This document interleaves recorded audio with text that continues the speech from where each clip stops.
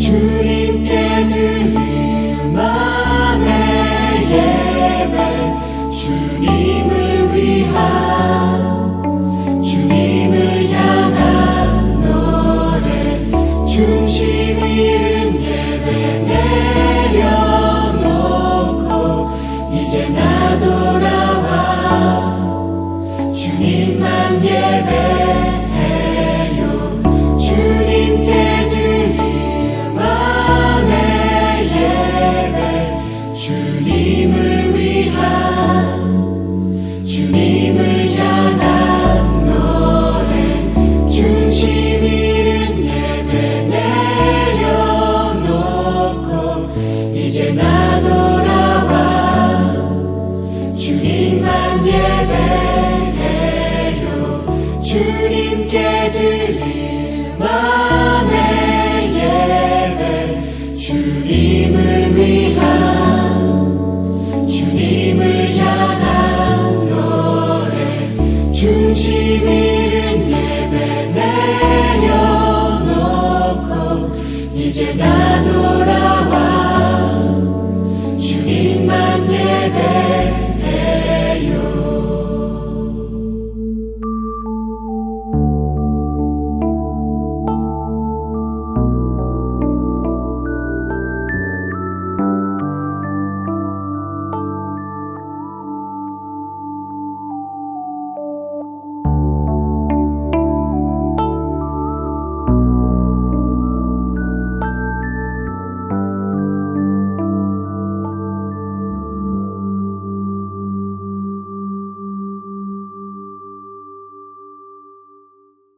명절이나 어떤 때에 인사 문자를 퍼 나르는 것도 그리 달갑지는 않지만 또 달갑지 않은 퍼 나르기 문자가 있습니다. 그것은 확인되지 않은 누군가에 의해 조작된 기사나 사진 그리고 소문들을 복사해서 퍼 나르는 것입니다.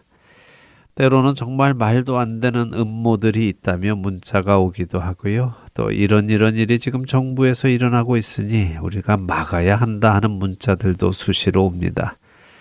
저에게 그런 문자를 보내는 분들께 저는 그것이 사실이 아니라는 것을 알려드리는 경우가 많기 때문에 이제 저에게 그런 문자를 퍼 나르는 분들은 거의 없습니다만 그렇다고 해서 그분들이 이런 문자를 퍼 나르는 것을 멈춘 것은 아닙니다. 여전히 제가 아닌 다른 사람들에게는 퍼 나르며 공유하고 계시죠. 제가 이런 모습을 볼 때 가장 안타까운 것은 그렇게 여기저기 보낸 그 문자가 거짓이라는 것이 드러날 때입니다. 가짜 뉴스라는 것이 드러날 때이죠. 확인도 되지 않은 근거 없는 뜬 소문을 진리만을 전해야 하는 그리스도인들이 퍼 나르는 것은 복음의 진보에 큰 걸림돌이 됩니다. 그리스도인들이 전하는 모든 것은 진실해야 하고 또 진리여야 합니다. 그렇지 않고 거짓 소식을 나르다 보면 우리가 전하는 복음까지도 거짓으로 생각을 할 수 있기 때문이죠.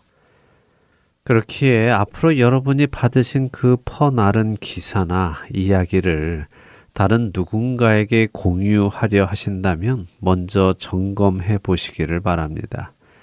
그리고 그것을 점검하실 때 이 말씀을 기준으로 하시기 바랍니다. 빌립보서 4장 8절의 말씀입니다. 끝으로 형제들아 무엇에든지 참되며 무엇에든지 경건하며 무엇에든지 오르며 무엇에든지 정결하며 무엇에든지 사랑받을 만하며 무엇에든지 칭찬받을 만하며 무슨 덕이 있든지 무슨 기림이 있든지 이것들을 생각하라.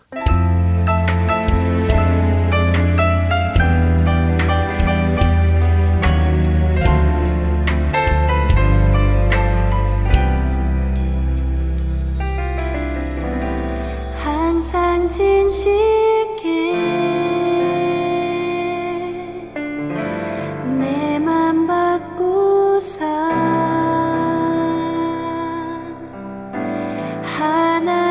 하나님답게 하여 주소서. 항상 진실게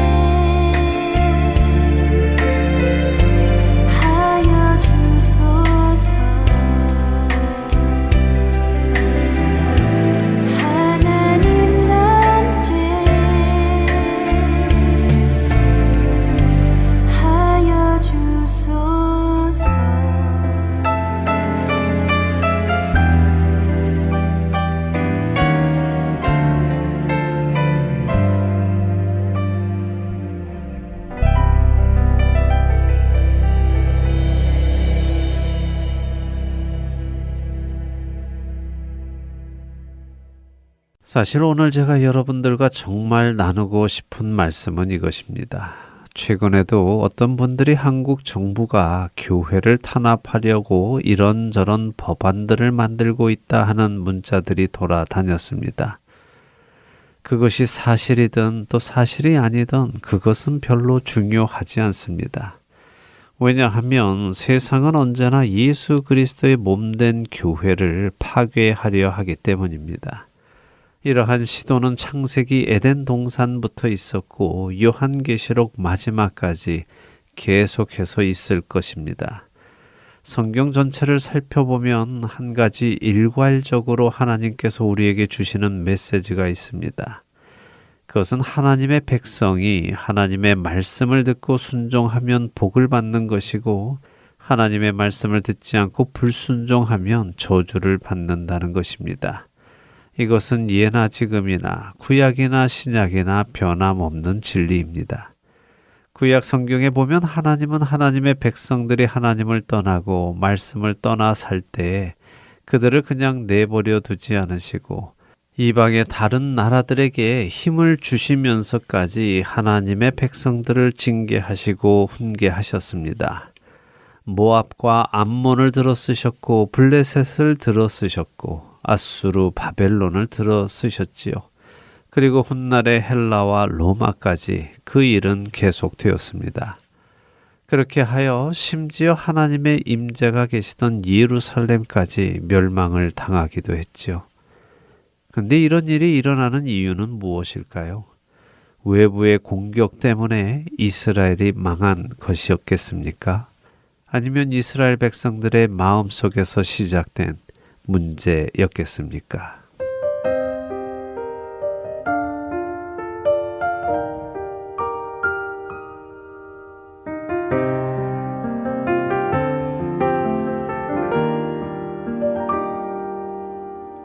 내 마음 깊은 곳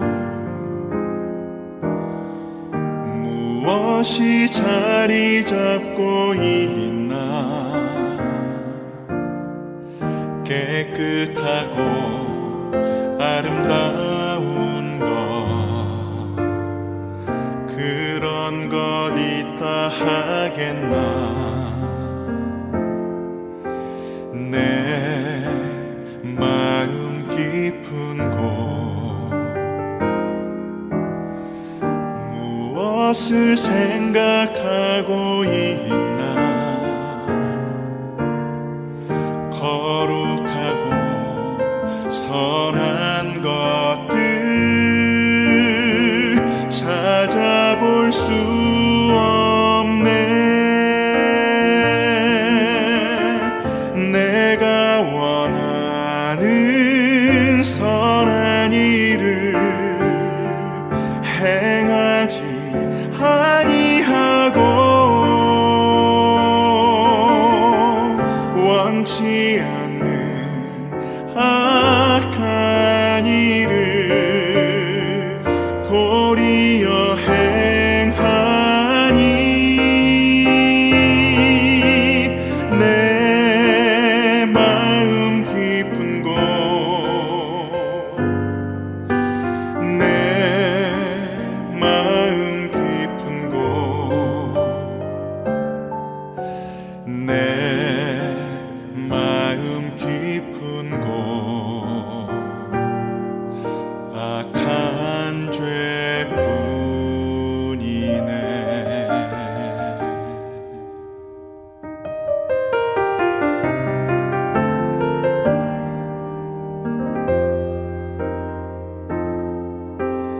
내 마음 깊은 곳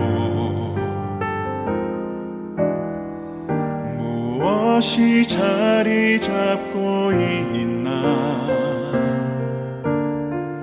깨끗하고 아름다운 것 그런 것 있다 하겠나 내 마음 깊은 곳 무엇 것을 생각하고 있나? 거룩하고 선한 것들 찾아볼 수 없네.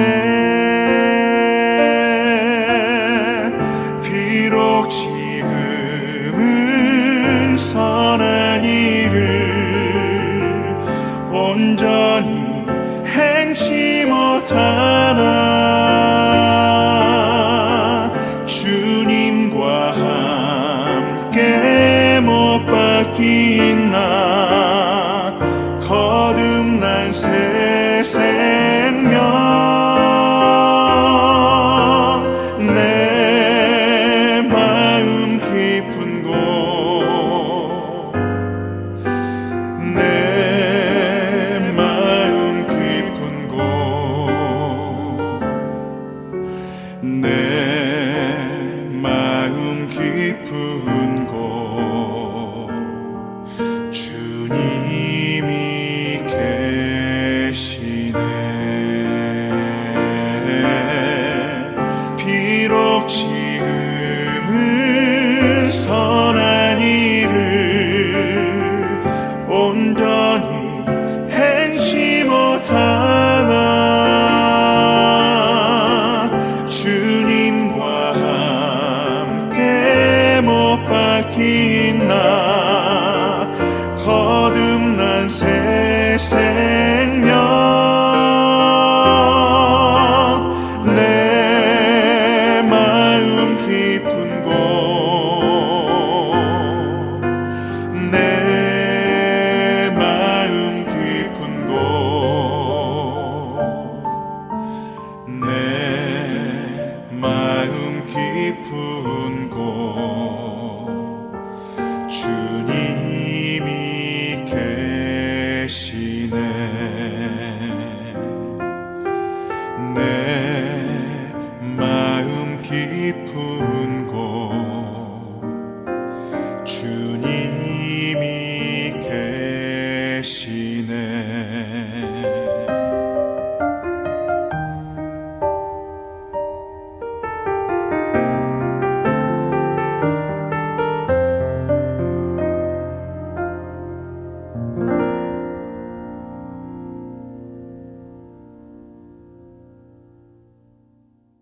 여러분과 함께 기도하는 1분 기도 시간으로 이어드립니다. 오늘은 키르기스스탄에서 사역하시는 고신남 선교사님께서 1분 기도를 인도해 주십니다. 하트 앤 서울 복음 방송 1분 기도 시간입니다. 저는 중앙아시아 키르기스탄에서 사역하고 있는 고신남 선교사입니다.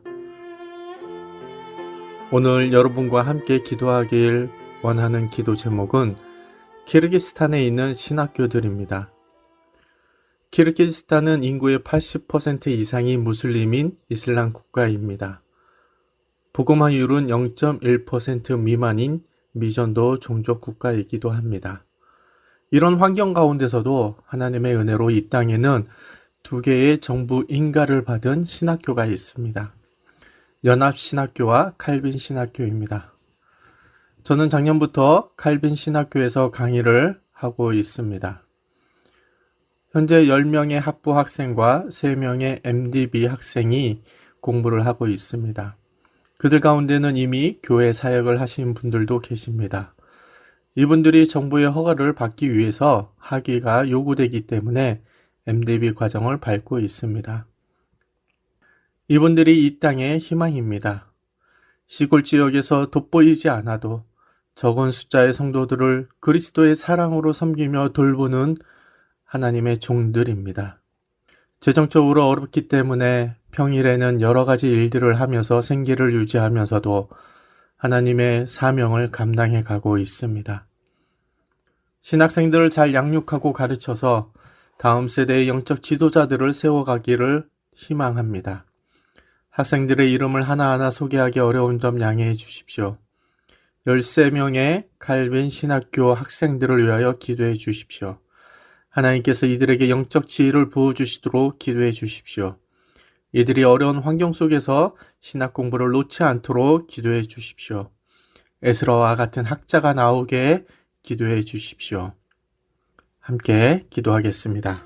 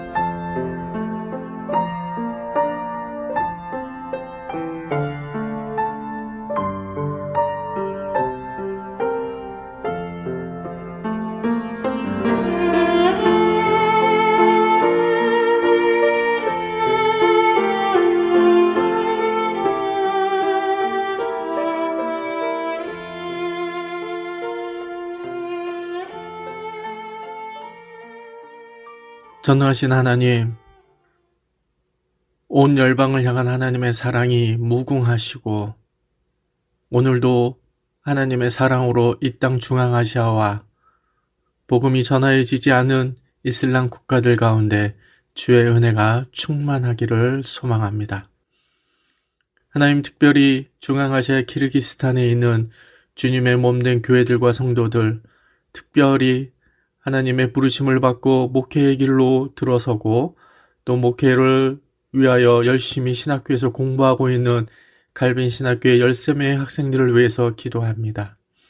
하나님, 이 영혼들을 긍휼히 여기시오시며 주님이 아시는 이분들을 하나하나 붙잡아 주시어서 그들에게 하나님의 영적 지혜를 부어 주시옵시고 이들이 하나님의 말씀에 깊이 들어가는 것을 사모하게 하여 주시옵시고 어떤 환경과 환난과 어려움 가운데서도 하나님을 알아가는데 게으르지 아니하는 자들 되게 하시어서 이들 가운데 이 땅의 다음 세대를 섬길 수 있고 책임질 수 있는 주의 종 에스라와 같은 학자들이 나오게 하여 주시어서 하나님의 나라를 흥왕하게 하여 주시옵시고 하나님의 말씀을 부어주시기를 소망합니다.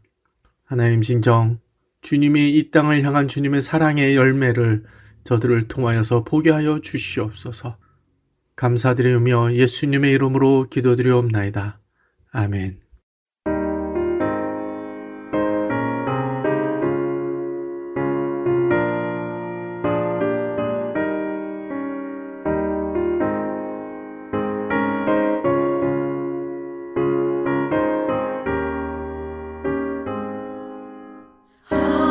하나님의 주를 듣네 길이 길이 빛나니 우리들도 등대 되어 주의 사랑 비추세 우리 작은 불을 켜서 험한 바다 비추세 물에 빠져 헤매느니 건져내어 살리세 죄의 밤은 깊어가고 성난 물결 설렌다 어디 불빛 없는가고 찾는 물이 많구나 우리 저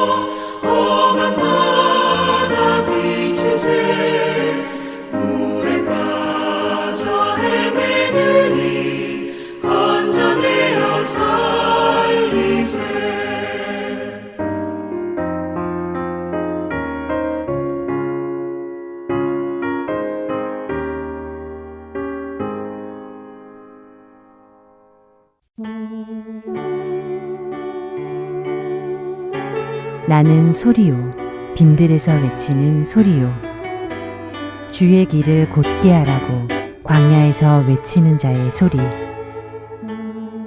할텐서울 복음선교회에서는 복음 사역에 함께 동참하실 분을 찾습니다.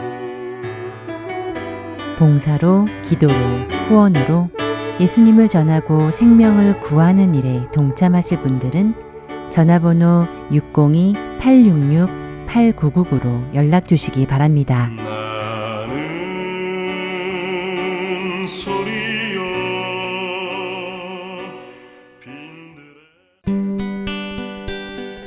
기쁜 소식 사랑으로 땅끝까지 전하는 아랜소.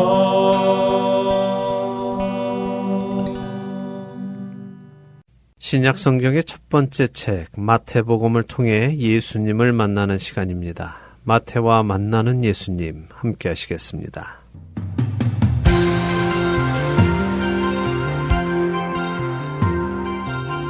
애청자 여러분 안녕하세요.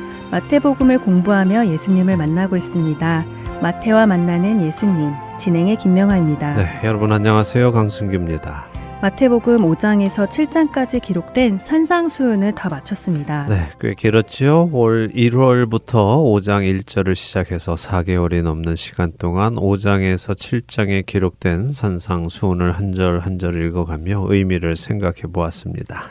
산상수훈의 내용은 예수님께서 우리에게 주시는 설교 말씀과 같아서 듣고 묵상하고 결단하고 해야 하는 것들이 많았던 것 같아요. 네, 예수 그리스도의 은혜로 구원에 이르는 사람들의 모습이 어떠해야 할지 그 가치관을 배우는 시간이었기에 우리 성도분들이 마음에 잘 품고 살아가야 할 내용들입니다. 네. 이제 오늘부터 마태복음 8장으로 들어가서요. 예수님께서 하시는 일을 보도록 하겠습니다. 먼저 마태복음 8장 1절에서 4절 볼까요? 네, 마태복음 8장 1절에서 4절 한 절씩 읽겠습니다. 예수께서 산에서 내려오시니 수많은 무리가 따르니라. 한 나병 환자가 나와 절하며 이르되 주여 원하시면 저를 깨끗하게 하실 수 있나이다 하거늘. 예수께서 손을 내밀어 그에게 대시며 이르시되 내가 원하노니 깨끗함을 받으라 하시니 즉시 그의 나병이 깨끗하여진지라. 예수께서 이르시되 삼가 아무에게도 이르지 말고 다만 가서 제사장에게 내 몸을 보이고 모세가 명한 예물을 드려 그들에게 입증하라 하시니라. 예수님께서 산상수훈을 마치시고 산에서 내려오시는 장면이네요. 네, 말씀을 마치시고 내려오시니 많은 무리들이 예수님을 따라서 또 산에서 내려옵니다. 자, 그런데 이때 나병 환자 한 명이 예수님께 나오죠. 네, 그런데 이 나병 환자는 참 특이한 말을 예수님께 해요. 네. 일반적으로는 예수님 혹시 저를 고쳐주실 수 있으십니까? 아니면 예수님 저 좀 고쳐주세요 이렇게 말하는 것이 맞을 것 같은데 네. 이 사람은 특이하게도 원하시면 저를 깨끗하게 하실 수 있으십니다 라고 하잖아요. 예, 특이하지요. 이 사람의 이야기는 마가복음 1장 40절에서 45절에 그리고 누가복음 5장 12절에서 14절에도 기록이 되어 있는데요. 모두가 다 동일하게 이 사람이 주여 원하시면 저를 깨끗하게 하실 수 있습니다 라고 예수님께 구한 것으로 기록을 합니다. 예수님께서 많은 나병 환자를 고쳐주셨지만요. 이 나병 환자가 산상수훈을 마치신 예수님께 나와서 이런 말씀을 드렸다는 것은 우리가 생각해 볼 많은 의미를 가지고 있을 것입니다. 네, 그럴 것 같아요. 생각해보면 이 사람의 믿음이 정말 대단한 믿음이라는 생각이 들어요. 네. 원하시면 저를 깨끗하게 하실 수 있나이다 라는 말 속에는 이 사람은 예수님이 자신의 나병을 고치실 수 있다는 믿음이 분명하게 자리 잡고 있다는 것이잖아요. 네, 그렇죠. 이 사람은 예수님이 그런 능력이 있으시다 하는 것을 확신하고 있습니다. 그런데 이 사람이 지금 알고자 하는 것은 그 능력을 가지신 예수님이 나를 고치시기 원하시느냐 하는 것이었죠. 맞습니다. 그래서 이 사람의 믿음은 대단한 믿음입니다. 나를 고쳐주세요 하고 무작정 요구하는 것이 아니라 내 병을 주님이 원하시면 고쳐주십시오라고 하는 것이니 이것은 자신의 삶의 주인이 자신이 아니라 예수님이시다 하는 것을 고백하는 믿음인 것입니다. 우리의 믿음을 돌아보게 하는 것 같아요. 네. 우리는 하나님의 뜻이 무엇인지를 묻기보다 먼저 나의 필요를 채워달라고 요구하는데 이 나병 환자는 자신의 필요보다 주님의 뜻을 먼저 묻는 것이잖아요. 네. 참 부끄러워집니다. 그렇습니다. 예, 우리의 믿음을 돌아보아야 하겠습니다. 자, 그런데 이 사람의 이야기를 나누기 전에요. 먼저 우리는 나병에 대한 성경적인 이해를 좀 하고 시작을 해야 되겠습니다. 나병, 요즘 현대의학에서는 한센병이라고 하죠. 이 병은 신경계통과 피부 그리고 눈 등에 레프레라는 세균이 감염되어서 나타나는 병이라고 하는데요. 일단 걸리면 통증을 자각하는 능력이 없어진다고 하지요. 통증을 느끼지 못한다는 것인가요? 그렇죠. 통증을 느끼지 못하면 좋은 거 아닌가라고 생각할 수도 있지만요. 통증을 느끼지 못하면요. 상처가 나도 모르고 또 그것을 모르니까 치료도 하지 않게 되고 그렇게 되면 감염이 일어나고 조직이 손상되고 몸이 죽어가게 됩니다.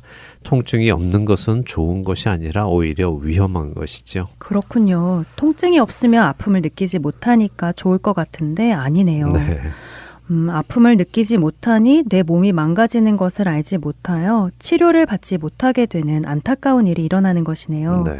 마치 우리의 죄를 상징하는 것 같아요. 맞습니다. 바로 그것입니다. 성경에서 나병은 바로 우리 죄인들의 상태를 설명하는 것입니다. 죄인들은 자신들이 죽어가는 것을 모릅니다. 고통이 있으면 그 고통에서 벗어나는 방법을 찾을 텐데 고통이 없으니 자신들의 죄 속에서 죽어가는 것이죠.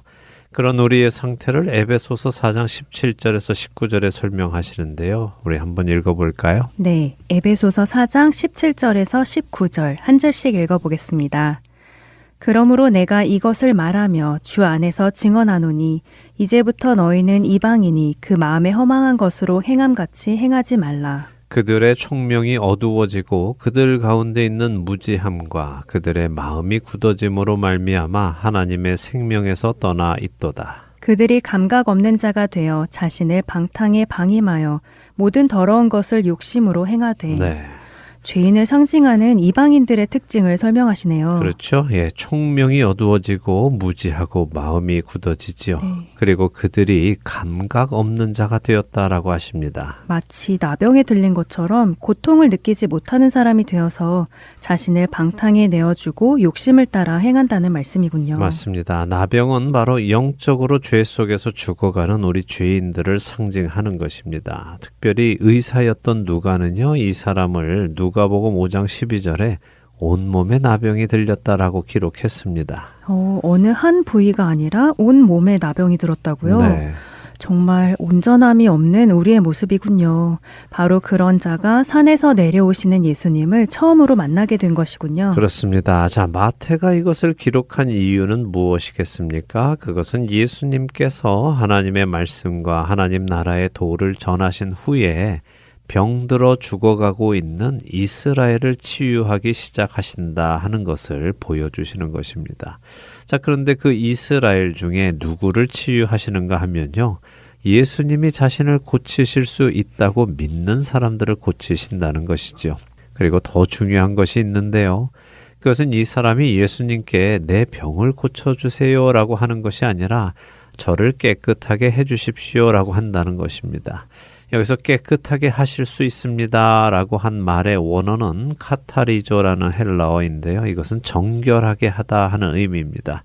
자, 그렇다면 이 사람의 관심은 어디에 있는 것입니까? 유대의 문화 속에서 나병에 걸린 사람은 어떤 대접을 받았죠? 나병에 걸린 사람은 부정하다고 해서 일반 백성들 사이에 함께 살지 못했어요. 네. 그리고 따로 성 밖에 나가서 살아야 했죠. 그렇습니다. 이 사람은 부정하다고 사람들로부터 격리를 당했습니다. 하지만 사람들에게만 격리당한 것이 아니죠. 그는 율법에 의하면 하나님 앞에도 부정한 사람이었습니다. 그런데 그가 깨끗하게 되고 싶다고 밝힌 것은, 다시 말해 정결하게 되고 싶다고 말하는 것은 내가 단순히 병이 낫기 원한다라는 의미가 아니라 하나님 앞에 그리고 사람 앞에 정결한 사람이 되고 싶습니다라는 이야기입니다. 그리고 바로 그 일을 하실 수 있는 분이 예수님이시라는 것을 믿고 있다는 것이죠. 아, 그렇네요. 이 나병 환자는 예수님이 자신을 하나님 앞에 정결하게 해주실 수 있는 분인 것을 믿는다는 것이고 예수님께서 원하신다면 자신을 그렇게 해주시라고 하는 것이군요. 네. 아, 정말 대단한 믿음이네요. 다시 한번 저의 믿음이 부끄러워집니다. 우리는 늘 눈앞의 문제를 해결해 달라고 기도하지만 정말 생각해 봐야 하는 것은 하나님 앞에 내가 정결한가 하는 것인데 말이에요. 네, 내가 정결하여 하나님 앞에 살아가는가 이것이 우리의 관심사가 되어야 합니다. 자, 바로 그런 그의 요청에 예수님은 손을 내미시고 그에게 손을 대시죠. 놀라운 일이죠. 레위기 5장 2절이나 민수기 19장 22절에 의하면 부정한 것을 만지면 깨끗한 사람도 부정해진다고 하시는데 나병 환자는 부정한 사람이어서 이 사람을 만지면 어떻게 됩니까? 만진 사람이 부정해지죠. 그런데 예수님은 그를 만지시는군요. 네. 그리고 예수님이 만지시니 그가 나병에서 깨끗해졌고요. 네, 이것이 바로 예수님의 능력이고 또한 예수님의 은혜입니다. 예수님은 모든 것을 깨끗게 하시는 분이십니다. 깨끗함의 원천이시죠. 우리는 더러운 것을 만지면 더러워지는 존재잖아요. 우리가 더러운 것을 만진다고 해서 더러운 것이 깨끗해지지는 않습니다. 하지만 예수님은 그 반대이시죠. 그 어떤 더러운 것도 그분을 더럽게 할 수 없습니다. 오히려 그 어떤 더러운 것도 그분이 만지시면 깨끗하게 되는 것, 이것이 예수님의 은혜입니다. 그런 예수님께서 오늘 우리를 만지시죠. 그분의 그 손길로 우리가 정결하게 된 것이죠. 네. 참 감사한 은혜입니다. 예수님은 이 나병 환자를 고치시고는요, 아무에게도 이르지 말고 가서 제사장에게 내 몸을 보이고 모세가 명한 예물을 드려서 나병이 나은 것을 그들에게 입증하라라고 하십니다. 이것은 예수님이 지금 이 나병 환자에게 율법을 따라 행하라라고 하시는 것입니다.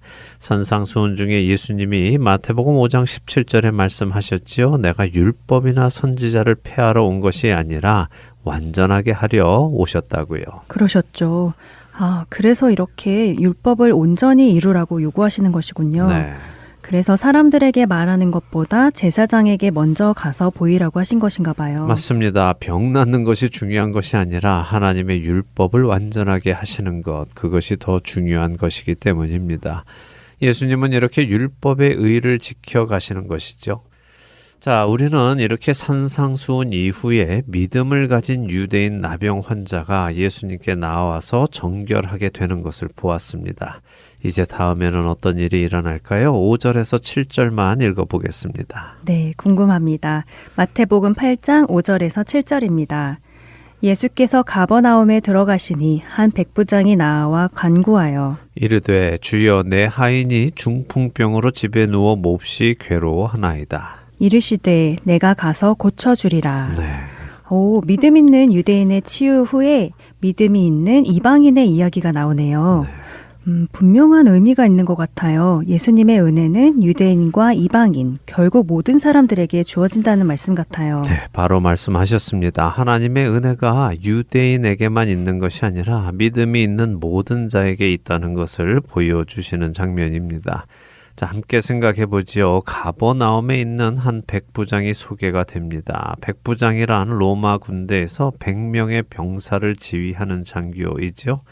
그러니까 이 사람은 유대인이 아닙니다. 같은 이야기가 기록된 누가복음 7장에 누가는 이 사람을 유대 민족을 사랑하고 유대 민족을 위해 회당을 지은 사람이라고 기록을 합니다. 그러니까 분명한 이방인이군요. 네, 자, 그런데요, 여기 마태복음을 읽어보면 마치 백부장이 직접 예수님께 나와서 말씀을 하는 것으로 보입니다. 그렇죠? 네, 한 백부장이 나와 간구했다고 하시잖아요. 맞습니다. 한 백부장이 나와서 자신의 하인이 중풍병으로 집에 누워 몹시 괴로워하고 있으니 도움을 주십시오라고 청합니다.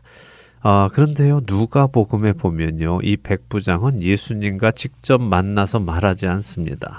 네. 백부장이 직접 예수님과 만나서 말하지 않는다고요? 네. 그러면 어떡하죠? 백부장이 유대인의 장로 몇 사람을 보내서 말씀을 전하게 했다라고 하죠. 자, 그럼 마태는 왜 이렇게 백부장이 직접 나와서 말씀을 한 것처럼 기록을 했을까요? 이것은 참 중요한 유대의 문화인데요. 이것을 잘 이해해야 우리가 성경의 많은 것을 또 이해할 수 있습니다. 중요한 유대 문화라고요? 네. 어떤 문화이죠? 유대 문화에서는 말을 한 사람과 그 말을 전하도록 보냄을 받은 사람을 동일시하는 표현을 씁니다. 다시 말해서 화자와 전달자가 동일시되는 화법인데요. 누가복음에 의하면 백부장은 직접 나오지 않고 유대인 장로들을 예수님께로 보내서 자신의 부탁을 청합니다. 하지만 그 부탁의 말은 유대인 장로들이 한 말이 아니라 백부장의 말이죠. 그래서 마치 백부장이 말하는 것처럼 마태복음은 기록을 한 것인데요. 자, 구약에서도 보면 분명 하나님의 사자, 곧 천사가 와서 말을 하는데 이것이 하나님께서 하시는 말씀인지 아니면 천사가 하는 말인지 혼란스러울 때가 있습니다.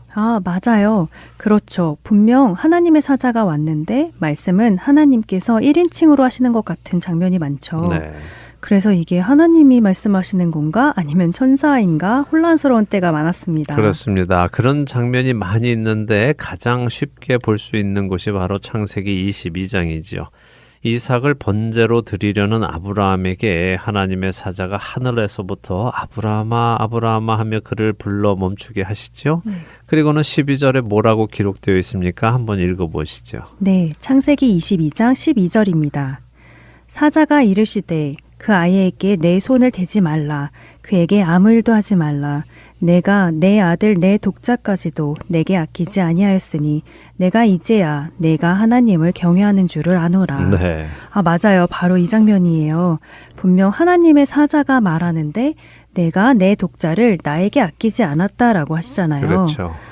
그런데 이것이 바로 유대의 문화라는 말씀이군요. 네. 말씀을 하는 자와 전달하는 자가 동일시되는 것이요. 네, 그렇습니다. 히브리어로 이런 개념을 살리아흐라고 하는데요. 보낸 자와 보냄받은 자가 동일하다는 원리입니다. 자, 이 개념을 잘 이해하시면요. 성경의 많은 부분에서 혼란스러웠던 부분들을 이해하실 수 있을 것입니다.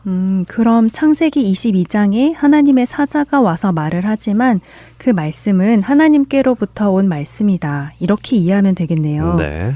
그리고 여기 마태는 유대인들을 위한 복음서이니까 그 개념이 들어와 있는 것이고요. 네. 그래서 백부장이 직접 예수님께 나온 것은 아니고 유대인 장로들을 통해 말을 하지만 그 말은 백부장의 말이다. 이렇게 이해하면 될 것 같아요. 맞습니다. 그렇게 이해하시면 됩니다. 자, 이제 이 백부장에 대해서 생각을 해보죠. 누가복음에 의하면요. 이 백부장은 유대 민족을 사랑하고 유대 민족을 위해 회당도 지어준 사람입니다. 또한 이 백부장은 유대를 지배하고 있는 로마의 백부장이지요. 그렇기에 피지배층인 유대인들에게 이 정도로 은혜를 베풀었다면 유명한 랍비 한 명에게 무언가를 부탁하는 것쯤은 굉장히 쉬운 일일 것입니다. 네, 충분히 그럴 것 같아요. 네, 그래서 누가복음 7장 4절에 의하면요. 예수님께 부탁하러 나온 장로들이 예수님께 이렇게 말합니다. 이 일을 하시는 것이 이 사람에게는 합당하니이다 라고요. 이 말은 예수님께서 백부장을 돕는 것이 옳다라는 말인가요? 네, 그렇죠. 다시 말해서 우리 민족한테 이 정도로 베푼 사람이니까 그 사람에게 이 정도 부탁은 들어주시는 것이 맞습니다. 그 사람은 그런 도움을 받을 자격이 있습니다. 라고 말하고 있는 것이죠. 이것은 참 중요한 이야기입니다. 과연 예수님은 이런 청탁을 받았기 때문에 백부장을 도와주시려고 하시는 것일까요? 백부장이 이런저런 좋은 일을 유대인들에게 많이 해주어서 예수님이 직접 가시려는 것일까요? 그건 아닐 것 같은데요. 그렇게 되면 은혜가 아니잖아요. 네, 은혜가 아니죠. 마태복음은 그런 이야기가 없이 예수님께서 백부장의 사연을 들으시고는 내가 가서 고쳐주리라 이렇게 말씀하신 것으로 기록합니다. 제가 지금 무슨 말씀을 드리려는가 하면요. 많은 사람들은 유대의 장로들처럼 자격을 논한다는 것입니다. 이 백부장은 도움을 받을 자격이 있습니다 하고 생각하죠. 그런데 은혜라는 것은 자격이 있어서 주어지는 것이 아닙니다. 이 백부장의 종이 나음을 입는 것은 백부장이 그동안 행했던 선한 일 때문에 그 결과로 얻는 것이 아니라는 것이죠. 비록 유대의 장로들은 그렇게 말했지만 예수님이 그 백부장의 청을 들어주시는 것은 백부장의 믿음 때문이라는 말씀을 하시려는 것이죠. 맞습니다. 우리는 이 부분을 잘 생각해야 합니다. 많은 경우는 하나님께 그런 기도를 드리기도 하기 때문입니다. 하나님, 제가 교회를 위해 이런저런 섬김을 했습니다. 제가 열심히 봉사했고 열심히 헌금했고 열심히 새벽 제단을 쌓았으니 이번에 이 기도는 꼭 좀 들어주세요 라고요. 아, 그렇죠. 저도 그랬던 적이 있는 것 같아요. 네, 저도 그랬습니다. 그런데 그렇게 내가 이것을 많이 했으니까 나의 이 기도를 들어주십시오. 나의 이 청함을 들어주십시오 라고 한다면 그것은 김명아 아나운서가 말씀하신 것처럼 은혜가 아닙니다. 이것은 보상이죠. 내가 한 일에 대한 적절한 보상을 요구하는 것입니다. 예수님은 지금 백부장의 행함으로 인해 보상을 주시는 것이 아닙니다. 저는 우리 청취자 여러분들이 이 부분을 잊지 않으시기를 바랍니다. 자칫 하나님의 은혜가 나의 당연한 권리가 될 수 있기 때문입니다. 그러면 정말 큰일이죠. 은혜가 권리가 된다면요. 네. 은혜가 아니라 권리가 되어버리면 감사함도 사라질 것 같아요. 예, 실제로 많은 경우 그런 일이 일어나고 있습니다. 하나님의 은혜가 더 이상 은혜가 아니라 나에게 당연히 주어져야 하는 대가로 여겨지고 또 그렇게 되면 그리스도의 십자가가 감사의 제목이 아니게까지 되지요. 더 나아가서 하나님이 나의 기도에 응답하지 않으시면 불평까지 나오게 됩니다. 우리의 믿음을 한번 점검해 보시기 바랍니다. 아멘. 이제 시간이 다 되어서요. 이 백부장의 이야기 다음 주에 우리 계속해서 보도록 하겠습니다. 백부장의 놀라운 믿음을 함께 보도록 하지요. 네, 다음 시간 백부장의 놀라운 믿음 함께 보도록 하고요. 하나님의 은혜가 갚을 수 없는 은혜로 우리에게 항상 있기를 소망하며 마태와 만나는 예수님 마치도록 하겠습니다. 저희는 다음 주에 다시 찾아뵙겠습니다. 안녕히 계세요. 안녕히 계십시오.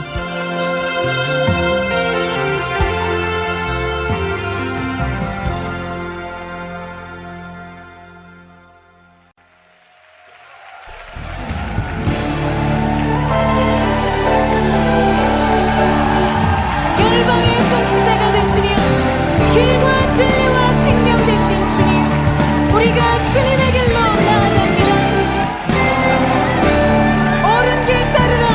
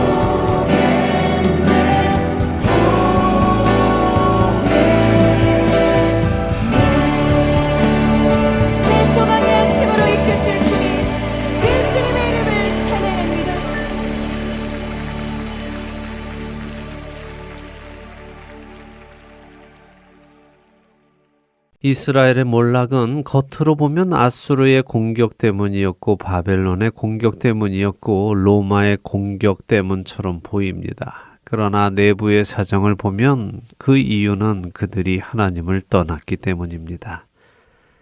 오늘날 교회라고 다를까요?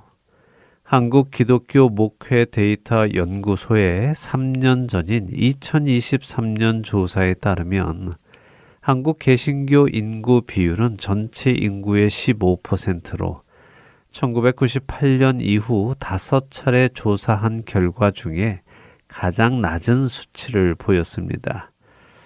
2015년에 967만 명으로 조사되었는데 2023년에는 약 200만 명이 감소된 770만 명 정도로 나타났습니다. 지금 2026년에는 이것보다도 더 줄어들었다고 하죠. 제가 처음 예수님을 영접했던 90년대 말 한국 기독교 인구는 1000만 명이 넘는다고 들었습니다. 인구 4천만 명에 1000만 명이면 25%의 비율이었죠. 근데 지금 한국 인구는 5100만 명이 넘었습니다. 그런데 770만 명의 그리스도인이라면 전체 인구의 15%로 떨어진 것입니다. 그런데 이렇게 성도의 수가 줄어든 것이 외부의 탄압 때문이었습니까? 지난 30여 년간 교회를 향한 탄압이 있었는지요? 세상이 교회를 공격했기에 교회가 이렇게 힘을 잃게 된 것이라고 여러분은 생각하십니까? 분명히 말씀드리지만 교회의 몰락은 외부에서 오지 않습니다. 아니, 올 수 없습니다. 왜냐하면 예수님께서 마태복음 16장 18절에서 베드로의 고백 위에 교회를 세우시겠다고 하시며 음부의 권세가 이기지 못할 것이라고 선언하셨기 때문입니다. 또한 사도 바울은 로마서 8장 31절에서 만일 하나님께서 우리를 위하시면 누가 우리를 대적할 수 있느냐 하고 반문하시죠. 그렇기에 교회의 몰락은 결코 외부의 공격으로 올 수 없습니다. 하나님께서 그리고 또 예수 그리스도께서 지켜주실 것이기에 그렇습니다. 한번 생각해 보시기 바랍니다. 로마의 시저 황제가 좋은 황제였기 때문에 초대 교회가 부흥했습니까? 일본의 천황이 선한 천황이었기에 일제시대 속에 조선의 교회가 부흥을 한 것인지요? 아니, 오히려 교회는 좋지 않은 왕들 아래에서 더욱 부흥했습니다. 교회의 쇠퇴는 외부의 공격으로 오는 것이 아닙니다. 교회의 쇠퇴는 성도 하나하나가 하나님의 말씀에 순종하지 않고 살기 시작할 때 시작되는 것입니다. 한국 교회가 또 세상의 교회가 쇠퇴하는 것은 적으로부터의 공격이 아니라 내 안의 불순종의 결과입니다. 이것은 남을 탓할 일이 아닙니다. 우리 자신이 나부터 돌아보아야 할 것입니다. 여러분은 어떠십니까? 하나님의 말씀을 따라 살아가고 계십니까? 예수님의 본을 따라 살아가고 계시는지요? 다시 말씀드립니다. 교회의 쇠퇴는, 교회의 몰락은 외부의 힘으로 생기는 것이 아닙니다. 무슨 법들이 통과되면 생기는 것이 아니라는 말씀입니다. 누군가 그런 말을 한다면 그것은 교회의 주인 되시는 예수님을 무시하는 생각이고 교회의 주인이 누구인지 모르는 데서 나오는 발언입니다. 사랑하는 할텐 서울 복음방송 애청자 여러분, 교회가 쇠퇴해가는 이유는 저와 여러분이 주님의 말씀을 귀하게 여기지 않기 때문입니다. 저와 여러분이 주님의 말씀을 목숨처럼 여기며 그 말씀을 따라 살기 위해 몸부림치지 않아서 그렇습니다. 히브리서 기자의 12장 4절의 말씀처럼 우리가 죄와 싸우기는 하되 아직 피 흘리기까지는 대항하지 않아서 그렇습니다. 여기서 죄와 싸운다 하는 이 말씀은 사회의 죄, 세상의 죄와 피 흘리기까지 싸워야 한다는 말씀이 아닙니다. 오해하지 마시기 바랍니다. 이 죄는 성도 자신의 죄입니다. 성도는 자신의 그 죄와 피 흘리기까지 싸워야 한다는 말씀입니다. 여러분은 여러분의 죄와 피 흘리기까지 싸우고 계십니까? 나의 주님을 십자가에 오르시게 한 그 죄와 피 흘리기까지 싸우고 계시는지요? 교회의 쇠퇴는 우리 각자가 그리스도의 말씀을 따라 살지 않기 때문에 생겨나는 것입니다. 그렇기에 이제 우리가 자다가 깰 때가 되었습니다. 세상은 전쟁과 기근, 난리와 재난의 소식이 끊이지 않습니다. 그것이 바로 하나님께서 우리를 깨우시고 계시는 것입니다. 또한 너희가 이 시기를 알거니와 자다가 깰 때가 벌써 되었으니 이는 이제 우리의 구원이 처음 믿을 때보다 가까웠음이라. 밤이 깊고 낮이 가까웠으니 그러므로 우리가 어둠의 이를 벗고 빛의 갑옷을 입자. 낮에와 같이 단정히 행하고 방탕하거나 술 취하지 말며 음란하거나 호색하지 말며 다투거나 시기하지 말고 오직 주 예수 그리스도로 옷 입고 정욕을 위하여 육신의 일을 도모하지 말라. 로마서 13장 11절에서 14절의 말씀입니다. 교회의 쇠퇴에 앞장서는 사람이 아니라 교회가 견고히 세워져 가는데 주춧돌이 되시는 저와 애청자 여러분이 되시기를 간절히 소망하며 오늘 주안의 하나 여기에서 마치도록 하겠습니다. 함께 해주신 여러분들께 감사드리고요. 저는 다음 주 이 시간 다시 찾아뵙겠습니다. 지금까지 구성과 진행의 강승기였습니다. 애청자 여러분 안녕히 계십시오. 주를 위한 이곳에 예배하는 자들 중에 그가 찾는이 없어 주님께서 슬퍼하시네.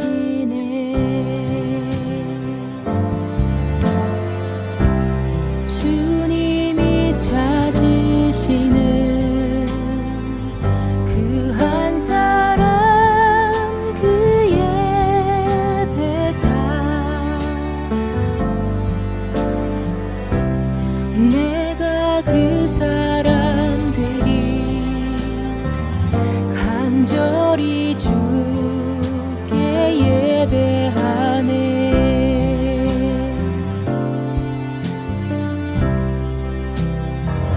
주 은혜로 이곳에 서 있네. 주 임재에 엎드려 절하네. 그 어느 것도 난 필요 없네. 주님만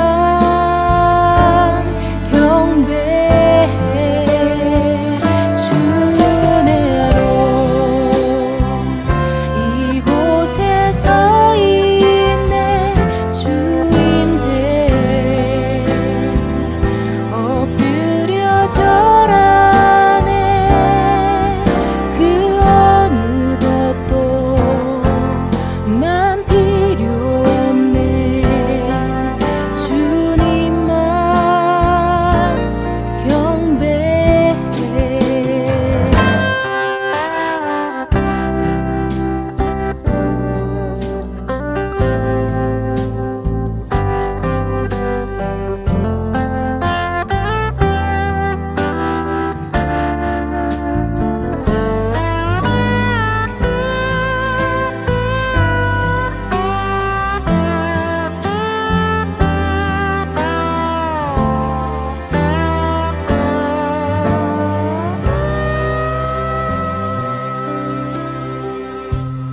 주님이 찾으시는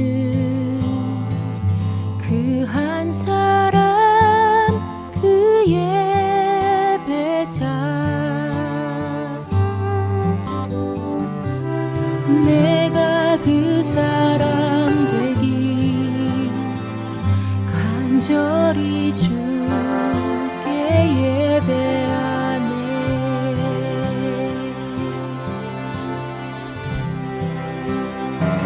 주 은혜로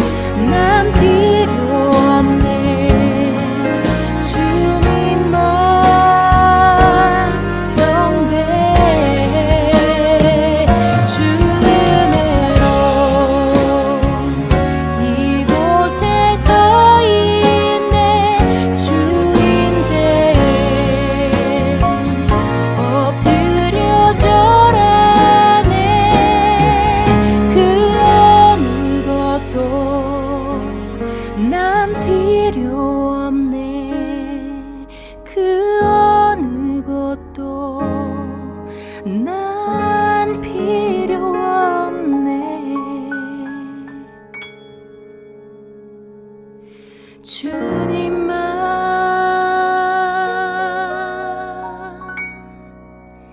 경배해.